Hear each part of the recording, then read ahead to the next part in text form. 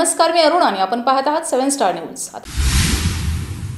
तुम्हाला काय वाटतं खानापूर आटपाडी मतदारसंघाचा आमदार कोण असला पाहिजे?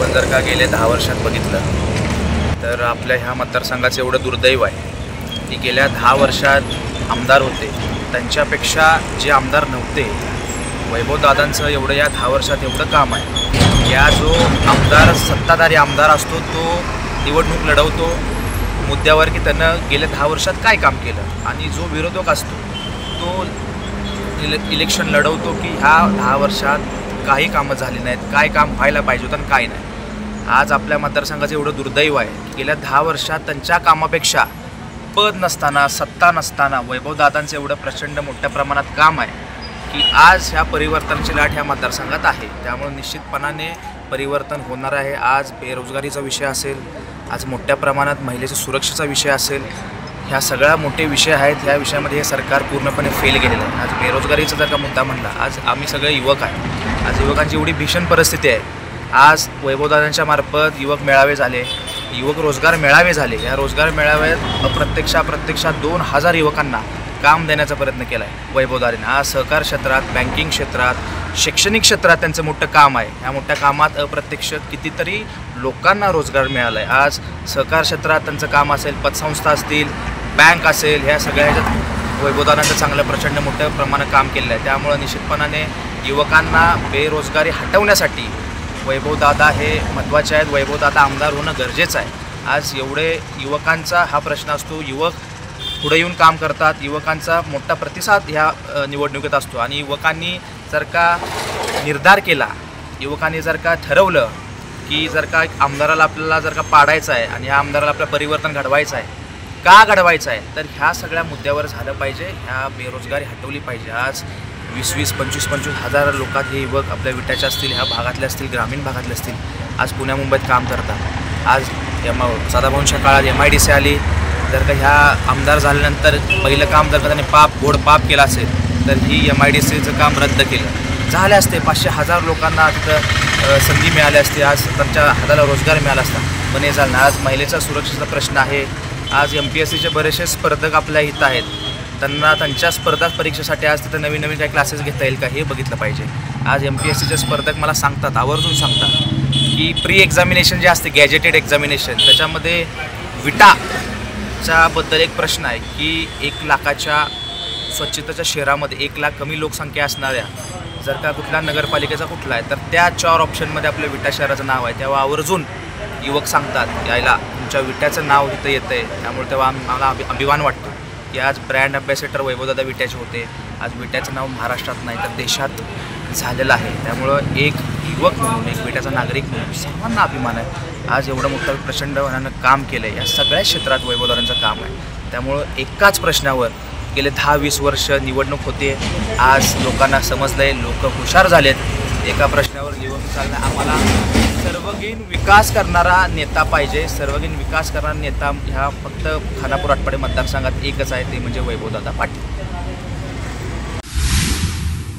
प्रथमतः तुम्हाला सांगायचं एवढं की कोविडपासून मी दादांसोबत काम करतो आहे। दादांचं काम बघता त्या शहराचं नियोजन कशा पद्धतीने त्यांनी लावलं आहे, नगरपालिकेच्या माध्यमातून लोकांना होणाऱ्या सोयी, कोणत्याही कामाच्या गैरसोयी होऊ नये याची काळजी दादांनी घेतलेली आहे आजपर्यंत। याच्या आधी भाव घेत होते। 10 वर्ष घरात सत्ता नसतानाही वैभवदादांनी कुठल्या माध्यमातून, आता जिल्हाध्यक्ष मागच्या ह्याच्यात जिल्हाध्यक्षाच्या माध्यमातून आपल्या जिल्हा नियोजन समितीवर दादांना घेतलं गेलं, त्याच्या माध्यमातून दादांनी मतदारसंघात असेल पूर्ण सांगली जिल्ह्यात त्यांनी निधीचं नियोजन लावलं। नंतर मधल्या काळात खानापूरला विद्यापीठ आणलं। ही सत्ता नसताना जर का वैभवदादा एवढं काम करू शकतील। आणि दुसरं सांगायचं कोविडमध्ये आपल्या विट्याला कोविडच्या एवढ्या महामारीतनं, एवढ्या संकटातनं विट्याला बाहेर काढलं दादांनी, किंवा दादांचं मी तेव्हापासूनच दादांच्या संपर्कात आलो कोविडपासून। त्याच्यानंतर त्यांच्यावर दादांवर काम करत असताना ज्या पद्धतीने त्यांचं विजन आहे ते वैभवदादाच कामदार असावेत हे मला वाटलं की आपण ह्या माणसांच्याबद्दल आपल्याला काम करायचं आहे आणि सत्ता नाही. बरेच जण असतात की बाबा प्रवाहाच्या दिशेनं जातात, पण मी निर्णय घेतला की दादांसोबत किंवा दादांचं काय नियोजन आहे विट्याबद्दल किंवा खानापूर तालुक्याबद्दल, तर ह्या मला दादांचं पटलं आणि दादा इथून पुढंही सत्तेत आल्यानंतर पुढं काय त्यांचं विजन असेल. त्यांनी मधल्या एका भाषणात सांगितलं की विट्याकडनं आपल्या एखादी ट्रेन म्हणजे रेल्वे का जाऊ शकत नाही किंवा एखाद्या एअरपोर्टच्या माध्यमातून का होऊ शकत नाही, एखादं मोठं क्रीडा संकुल का मोठं उभा करू शकत नाही आपण. नंतर अशी बरीच कितीतरी अशी कमी कामं पडलेली आहेत, ते दादा मार्गी लावतील असे मला दादांकडनं अपेक्षा आहे. दादाने फक्त राजकारण कधी केलं नाही, म्हणजे इतक्या खालच्या पातळीला जाऊन राजकारण त्यांनी केलं नाही. प्लेन राजकारण, भाऊंचंही प्लेन एकदम राजकारण, दादांचंही प्लेन राजकारण. कुठं त्याला कोणाला अडवून आणायचं, कोण आता ह्या पार्टीत प्रवेश केला आहे त्याला लगेच बोलवून घ्यायचा. ज्यांना दादांसोबत जायची इच्छा आहे तो दादांसोबत येतात. ह्यांनी काय करतात, लगेच त्याला भेटीला म्हणून बोलवून घेतात आणि त्याला नंतर घर वापशी आणि नंतर त्या पद्धतीनं त्यांचं करतात. ह्या गोष्टी होऊन आहेत आणि 100% मैदान वैभव दादा मारणार म्हणजे मारणारच. एकच वादा वैभव दादा, एकच वादा वैभव दादा.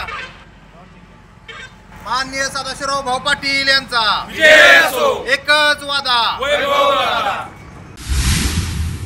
खानापूर आटपाडी मतदारसंघामध्ये प्रलंबित कामे आहेत का विकास पूर्ण झाला आहे, याबद्दल तुम्ही काय सांगाल? खानापूर आटपाडी मतदारसंघात एवढे प्रलंबित काम आहेत, गेले 10 वर्षात कुठलाही विकास झाला नाही. एक काम त्यांनी दाखवावं की ते त्यांनी म्हणलंय आणि घोषणा केली ते पूर्ण करून दाखवलं. आज टेंबूचा प्रश्न असेल, गेले 20 ते 30 वर्ष त्याच्यावरच राजकारण चालू आहे. आज लोकांनी मान्य केलं असतं, एखादी योजना 2014ला तुम्ही मांडली असती आणि 2024 ती योजना पूर्ण झाली असती तर ह्या लोकांनीच तुम्हाला सांगितलं असतं की हे काम तुम्ही केले. आज योजना 1992ला चालू झाली टेंबू योजना. ज्या लोकप्रतिनिधींना ज्याच्या काळी जेवढे आमदार झाले त्या ह्याच्यात ते काम पूर्ण करण्याचा त्यानं प्रयत्न केला, सरकाराकडून निधी आणण्याचा प्रयत्न केला आणि त्या ह्याच्यात ते पुढं सरकत गेलं. आज 95ला असतील, 2000ला आज नवीन सरकार आलं, त्या सरकारमध्ये त्यावेळी आमदार असतील, 2004ला भाव आमदार झाले, 2004 ते 2014पर्यंत 1200 कोटीचा निधी हा टेंबू योजनेला ह्या खानापूर आटपाडी मतदारसंघात मिळाला. आज तत्कालीन मुख्यमंत्री पृथ्वीराज चव्हाण असतील, त्यांची ही सभा झाली, उधाळ्याच्या तलावात माहुलीला पाणी आलं, त्यावेळी खानापूर मतदारसंघात पहिल्यांदा सदाभाऊ आमदार असताना पाणी आलं. आज भाऊंनी कुठल्याही भाषणात त्याचं भांडवल कधी केलं नाही. आज 2014ची पण तुम्ही जर का निवडणूक बघितली तर या टेंबूच्या प्रश्नावर झाली नाही की मी कामं किती केली. आज रस्त्याची कामं असतील, आज बाकीचे भरपूर कामं आहेत. आज एकाच प्रश्नावर जर का तुम्ही राजकारण केलं तर बाकीचे प्रश्न सोडवणार कोण? बाकीचे एवढे मोठे प्रलंबित प्रश्न आज तुम्ही नवीन ह्याच्यात MNC कंपनी जरा मल्टीनॅशनल कंपनी आज विटा एवढं वाढतं शहर आहे. आज सांगली सोडलं तर सगळ्यात मोठं शहर, वाढतं शहर, एक वेल प्लॅन्ड शहर म्हणून आज विट्याची ओळख आहे. ह्या ओळखीसाठी आज मोठ्या कंपनी, एवढे मोठे इन्व्हेस्टर आहेत. आज लोक विट्यात एक हब म्हणून बघतात, एक एज्युकेशन हब असेल, बिझनेस हब असेल. आज जर का एवढ्या मोठ्या कंपनी जर का ह्या आपल्या विट्यात आल्या, ह्या खानापूर आटपाडी मतदारसंघात आल्या, निश्चितपणाने कितीतरी लोकांना त्याचा फायदा होणार आहे. आज कितीतरी लोक एका या कंपनी टाकल्यानंतर अप्रत्यक्ष कितीतरी लोक जगतात. आज कारखान्याचा प्रश्न असो, आज आपण वैभवदादांच्या हस्ते एक युनिट चालू केलं, त्या युनिट चालू करत असताना युनिटमध्ये काम करणारे लोक असतात, पण त्याच्यावर अप्रत्यक्ष कितीतरी लोक असतात, ते त्याच्यावर रोजगार करत असतात. त्यामुळे निश्चितपणाने हा सर्वगीण विकास झाला पाहिजे. आज टेंबूच्या प्रश्नावर हे राजकारण होणार नाही हे लोकांना माहिती झाले आणि पाणी प्रश्न 100% ह्या खानापूर आटपाडी मतदारसंघातच आहे. पण ज्या लोकप्रतिनिधीनं ज्या वेळी आपल्याला जसं मिळालं, जशी संधी मिळाली तसं काम करण्याचा प्रयत्न केला आहे. मी आणि सांगतोय, आजपर्यंत 1992पर्यंतचा जेवढा सगळ्यात जास्त मोठा निधी जर का कुणी आणला असेल तर सदाशिव हनुमंतराव पाटील साहेबांनीच या मतदारसंघात आणला आहे. तो 1200 कोटी निधी आज आणून त्यांनी काम केलं, पण त्याचं भांडवल कधी केलं नाही, भांडवल कधीच केलं नाही. त्यामुळे निश्चितपणाने आज बाकीचे पण प्रश्न आहेत, ते बाकीच्या प्रश्नावर आपण फोकस करून राहिलं पाहिजे, बाकीचे प्रश्नसुद्धा सोडवले पाहिजेत. त्यामुळं निश्चित परिवर्तन पाहिजे. त्यामुळे वैभवदादा हा चेहरा आहे, वैभवदादाच आमदार झाले पाहिजे. आज मी तुम्हाला एका प्रश्नाकडे लक्ष वेधून घेण्यास इच्छुक आहे. आता मुख्यमंत्र्यांच्या हस्ते इलेक्शनच्या तोंडावर 6व्या टप्प्याचं उद्घाटन करून आम्ही केलं हे दाखवण्याचा प्रयत्न करण्यात आला. पण तो प्रयत्न दाखवायचा कोणाला होता तर आटपाडी तालुक्यातील खानापूर तालुक्यातील जनतेला त्यांना दाखवायचं होतं की आम्ही किती फास्ट काम करतोय आणि काय करतोय. पण ह्या फास्ट काम करण्याच्या नादात तिथल्या शेतकऱ्यांचं इतकं नुकसान झाले. आज तुम्ही जर तिथं जाऊन पाहिलं तर त्या पाईपलाईनचं काम चालू आहे. आता शेतकऱ्यांच्या रानात उभी पिकं आहेत आणि सुगीला आलेली पिकं आहेत. आत्ता जर त्या पिकांचं तुम्ही बघितलं तर 1 महिन्याभरात पीक काढणीला आले, दाणे आलेत त्याला. आणि ह्या यंत्रणेमार्फत काम दाखवण्यासाठी पाईपलाईन खोदण्याचं काम चालू आहे. प्रत्येक शेतकऱ्याच्या रानातून कमीत कमी 50 ते 60 फूट उकरलं जातं आहे. आज जर वैरणीची तुम्ही जर किंमत काढली तर 3 ते 4 हजार रुपये शेकडा वैरण आहे. आणि हे काम जर तुम्ही अजून 2 महिने लेट केलं असतं तर शेतकऱ्यांचा वैरण निघाली असती, जनावरांचा चाऱ्याचा प्रश्न मिटला असता. तर तुम्ही हा अट्टास कशासाठी करताय? शेतकऱ्यांचं नुकसान जर तुम्ही काढलं तर प्रत्येक शेतकऱ्याला 20 ते 25 हजाराचं नुकसान झालेलं आहे आज मितीला.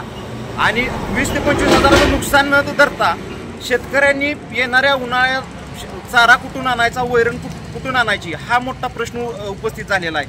आणि शेतकऱ्यांनी काही अधिकाऱ्यांच्याकडे चौकशी केली असता अधिकाऱ्यांचं उत्तर आलं आहे की आम्हाला काही माहीत नाही, आम्ही फक्त काम करायला आलोय, आमचा काही संबंध नाही, तुम्हाला आम्ही काही भरपाई देऊ शकत नाही.